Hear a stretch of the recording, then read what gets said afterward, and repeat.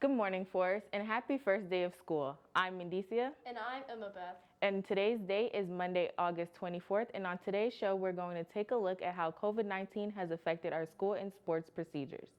With the pandemic, school will be running a little differently. Let's go over to some members of SGA for new school procedures.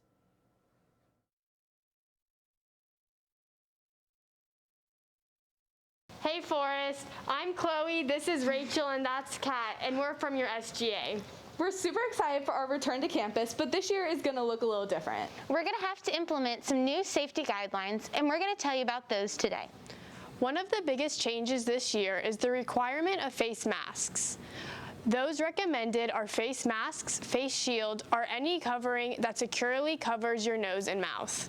In those rare moments when you won't be wearing a face covering, it is crucial to maintain a social distance from others of at least 6 feet or more for your safety and theirs. A big adaptation to our new school procedures is the change in the flow of traffic in the hallways. In the rotunda, the movement will be in a clockwise rotation. As for the hallways, make sure to pay attention to posted signs and arrows, and also pay attention to teachers and administration who are helping to guide you. Another guideline we're working to follow is keeping our classrooms clean during and between classes. We're doing this by wiping surfaces down and using hand sanitizer. We want this year to be full of WCAT spirit, and the best way to make that happen is to follow these guidelines. And remember, if you're not feeling good, it's okay to stay home. This has been Rachel, Chloe, and Kat. We can't wait to see you August 24th. Hey, Emma Beth, I wonder how sports will be affected this year. I'm sure Brady has the inside scoop. Good morning, Forrest. I'm Brady with your sports news for today.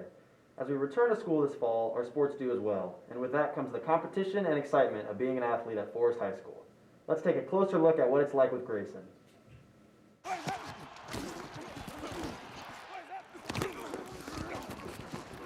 While watching football, it's easy to get distracted by the high action, hard hitting, brutality of the sport. And understandably so. However, one position that always seems to be overlooked is the kicker. Yeah, I actually started playing football. My first time was last summer, right around probably July time. My first time kicking a football. One of the coaches came out and was like, "Hey, can you kick a football?" And I was like, "Yeah, sure." And I kicked it, and next thing you know, I'm on the team. Kicking in football requires a very specific set of skills. It's often said that kicking a field goal is closer to a golf backswing rather than any other position on the field. It's very common to find the skills for a kicker in soccer players. Well, in soccer, it's a lot more running around. You know, you don't use all your leg power throughout the entire game for soccer. And, you know, when you're kicking footballs, you use all your strength every time. So it takes a toll on the body, especially going from soccer to football, because I'm not used to, you know, using all my power every time.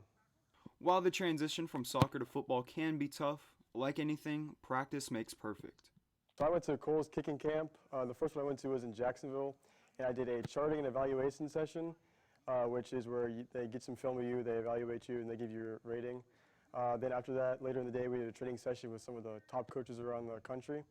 And then a couple weeks ago, I went to Alabama for a 2-day kicking punting camp, and that was a really good experience because I learned a lot, especially about punting, because, you know, I got to work on that a little bit.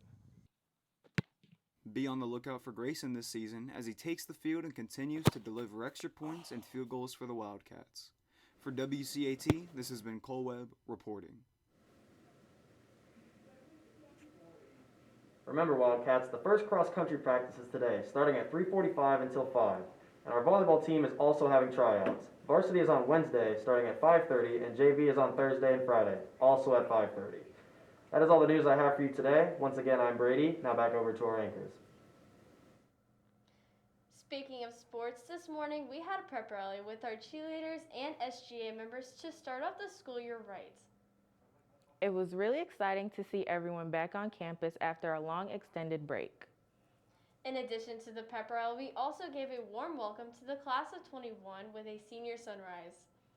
That's all the news we have for you today. To stay updated on all things Forrest, make sure to follow us at FHS_WCAT on Snapchat, TikTok, Twitter, and Instagram.